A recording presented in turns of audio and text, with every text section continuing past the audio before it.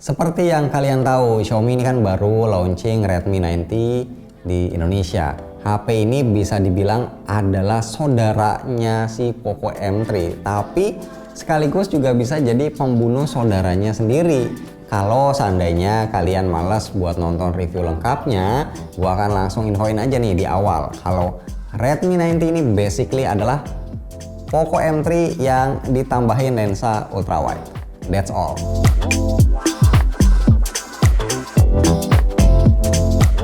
Gua lihat di GSM Arena, Redmi 90 ternyata punya dimensi bodi yang plek ketiplek sama persis kayak Poco M3. Panjangnya 16,2 cm, lebar 7,7 cm, tebal 0,9 cm, dan beratnya 198 gram. Jadi kalian itu tinggal pilih aja, mau yang looksnya anak muda ya Poco M3, mau yang lebih elegan tapi mainstream ya Redmi 90. Bodi HP ini terbuat dari plastik, mau frame maupun backdoornya, nah itu sama-sama dari plastik, tapi ada coating anti cipratan airnya.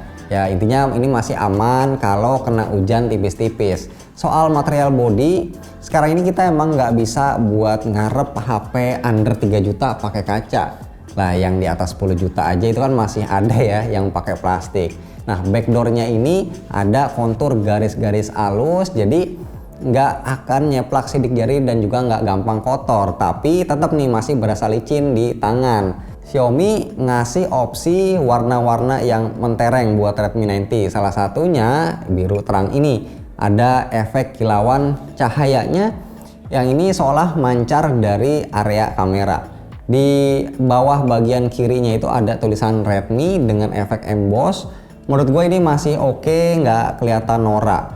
Dan bagian kameranya ini bentuknya persegi panjang, ada bumpnya, terlihat cukup menarik karena punya dual tone warna, yaitu warnanya biru sama hitam. Nah ini cocok nih buat para fans Inter nih, kebetulan kemarin juga habis bantai Milan ya 3-0. Penempatan tombol power ditaruh rada ke atas dan ini ternyata pas ya buat dijangkau sama telunjuk kita. Tombol ini nyatu sama fingerprint, responnya standar cepet, jarang gagal ya pas kita unlock. Di atas tombol power ada volume rocker, slot kartu itu ditaruhnya di sisi kiri tapi agak ke atas. Nah di dalamnya tuh ada slot micro SD dedicated juga. Jack audio juga masih ada, posisinya ditaruh di atas bareng infrared blaster dan juga grill speaker. Nah di bawah juga masih ada satu lagi grill speaker sebelahan sama port USB-C. Nah ini artinya speaker di HP ini udah stereo. Di depan kita bisa lihat ukuran layarnya sama persis kayak Poco M3, yaitu IPS 6,53 inci. Bahkan poninya pun masih sama ya, pakai water drop di tengah.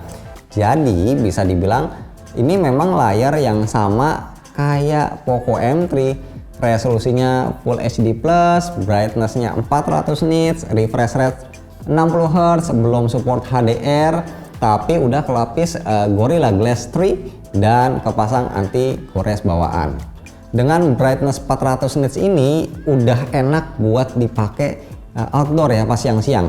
Apa yang tampil di layarnya itu masih kelihatan jelas, warnanya vibran, dan untuk dukungan multi touch ini juga udah support 10 jari. Touch responnya termasuk oke buat standar HP 2-3 jutaan. Buat nyetel Netflix ini bisa dapat sertifikat L1, artinya bisa muter up to Full HD. Tapi ya karena belum HDR, pasti belum senikmat device lain yang udah support HDR ataupun device lain dengan layar AMOLED yang punya brightness lebih tinggi. Bisa kelihatan ya di video yang ini ya, ini gue bandingin nih sama layarnya Oppo Reno 5. Shadow di area gelap itu lebih kelihatan jelas di Reno 5. Tapi hal positifnya, saturasi warna di Redmi 90 masih kelihatan nendang, masih ngelawan. Artinya bakal bikin mata kita seger kalau nonton video-video HDR. Sekali lagi walaupun layar HP ini belum support HDR. Nah untuk speaker kita boleh apresiasi ya Xiaomi yang udah rajin, udah baik mau ngasih speaker stereo di HP murahnya yang satu ini, karena speakernya ini bukan speaker asal bikin ya, bukan asal stereo. volume suara maksimalnya itu bisa tembus 94 dB. FYI speaker HP di 85 dB aja udah termasuk kencang. Bassnya yang gua rasain cukup kedengeran, tapi memang lebih dominan treble. Jadi kalau kita set di volume maksimal, mungkin ini akan kedengeran sedikit cempreng. Tapi yang penting suaranya nggak pecah, masih bulat. Nah untuk separasi suaranya ini balance ya, sama-sama kencang di kedua grillnya yang di atas dan juga di bawah. Nah dimensi bodi persis Poco M3, layar juga sama, jeroannya pun sama, pakai Snapdragon 662, udah 11 nanometer. GPU-nya Adreno 618, RAM-nya up to 6GB LPDDR4X, storage UFS up to 128GB dan baterai 6000 mAh. Pokoknya ini speknya plek sama persis kayak Poco M3. Nah sekarang langsung aja kita benchmark. Kita mulai dari RAM dulu ya. Read speed dapat 1500 Mbps, write speed dapat 1200 Mbps, lalu storage untuk read-nya dapat 297 Mbps dan write-nya 176 Mbps. Next, Antutu 853 dapat 188.000 poin dengan rincian 70.000 poin CPU dan 34.000 poin di GPU. Di sini gua nemuin fakta yang menarik. Kalau skor Antutu Redmi 90 ternyata ini lebih tinggi dari Poco M3.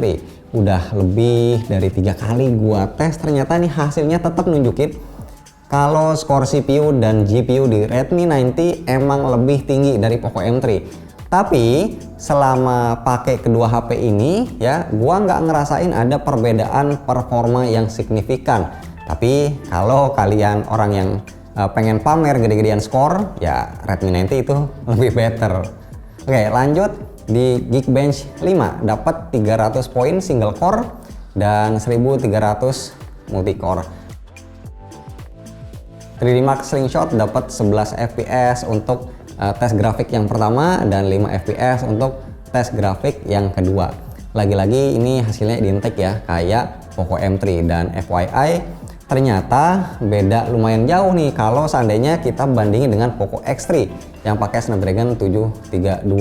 Nah untuk suhunya ini aman banget, adem ayem aja. Full load chipsetnya itu ada di 35 derajat Celcius waktu gua running Antutu benchmark. Kemudian untuk real world test kita coba pakai PUBG Mobile tanpa booster. Opsi grafisnya bisa dapat di smooth high aja. Frame rate dapat sekitar yang rendahnya itu 35 dan tertingginya sekitar 40-an fps. Masih asik, masih playable. Artinya game lain yang lebih enteng macam Free Fire atau Mobile Legends ini pastinya aman terkendali. Sedangkan di Genshin Impact, nah HP ini mulai menunjukkan kewalahan. Kalau bahasa Belandanya itu emfot-emfotan. Nah ibaratnya ini kayak kita lagi berlayar pakai sampan ya di Samudra Pasifik. Nah itu frame rate-nya itu terombang-ambing, jadi turun naik ya. Nah kalau mau main game Genshin Impact ini wajib set grafis lowest 30 fps baru deh rada mendingan bisa dimainin. Dengan kompensasi ya kita akan nemuin frame drop yang lumayan, tapi better lah, nggak terlalu sering-sering banget.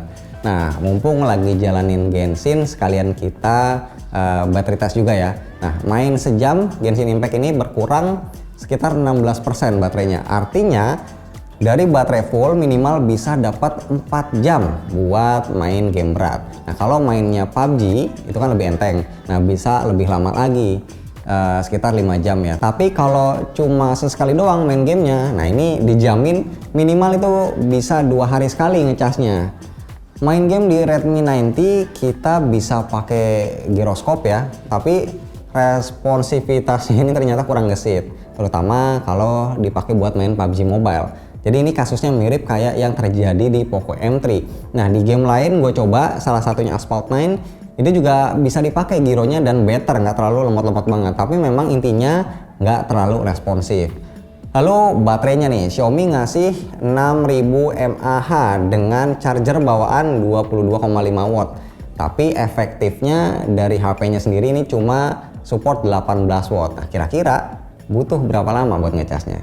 Nah kalau kalian ngecas buru-buru ya, cuman punya waktu 15 menit, ini dapat 12% ya dari kosong. Kemudian 30 menit dapat 22%, sejam dapat 45%, dan ya sekitar 2,5 jam ini buat isi sampai penuh.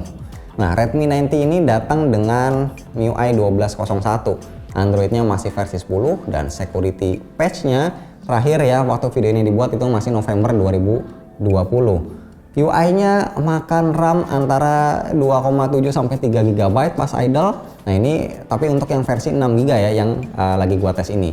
Yang gua rasain responsivitas UI-nya sosok aja. Gua ngerasain masih ada delay ya, misal waktu pindah-pindah dari home screen, terus gua buka app drawer, terus gua balik lagi ke home screen, terus gua pindah geser ke Google Newsfeed. Nah FYI experience yang agak delay ini juga gua rasain di Poco M3 dan ini adalah hal yang wajar untuk sebuah HP dengan chipset Snapdragon 600 series. Selebihnya untuk fitur-fiturnya ini sama kayak MIUI 12 di HP Xiaomi atau Poco yang lain. Bisa pakai jendela notif yang baru yang model transparan, bisa pakai floating windows, terus ada fitur video toolbox dan lain-lain. Pokoknya ini sama persis. Dan MIUI 12 di Redmi 9T ini pastinya juga akan nampilin iklan di sana sini. Oke, sekarang kita akan bahas ke bagian kamera, tapi untuk bahas bagian ini gue akan panggil Fahmi. Nah, kalau udah ngomongin kamera nih, udah bagian gue nih ya. Tapi ngomong-ngomong, kayaknya bakal ada yang nyesel nih yang udah pada beli Poco M3 kemarin. Karena ternyata ada lagi yang lebih oke, yaitu Redmi 9T. Tapi nggak apa-apa.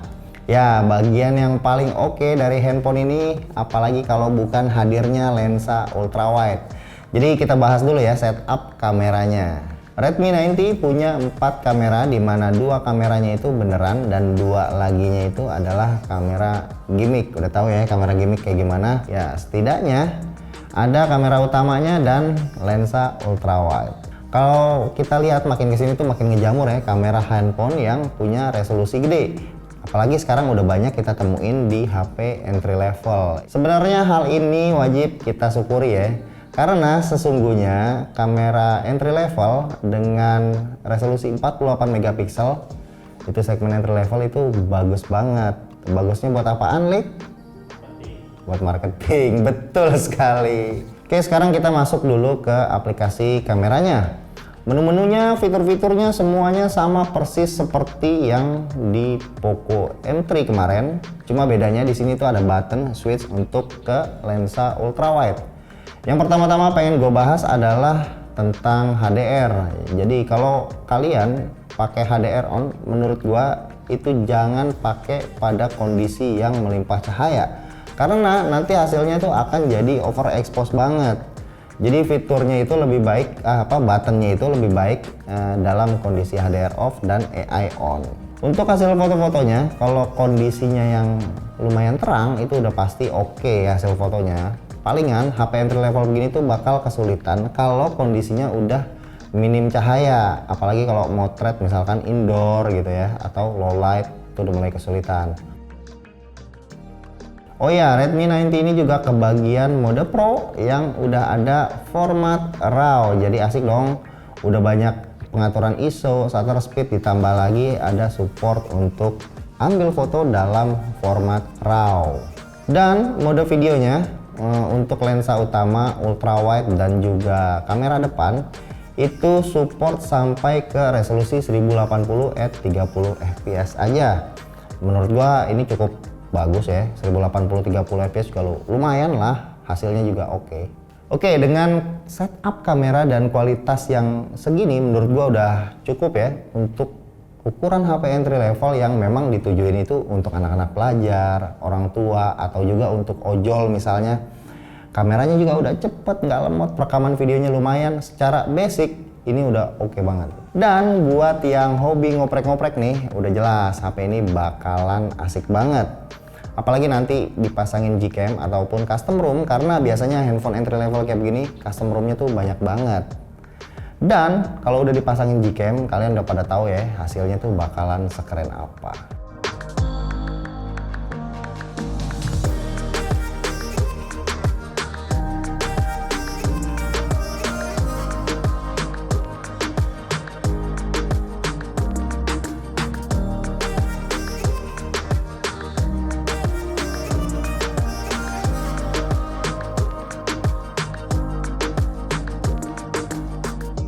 Oke, balik lagi ke gua. Nah, sekarang kesimpulan dari gua untuk Redmi 90 simple aja. Ini adalah HP yang rasanya nggak mungkin kalian dapetin di brand selain Xiaomi.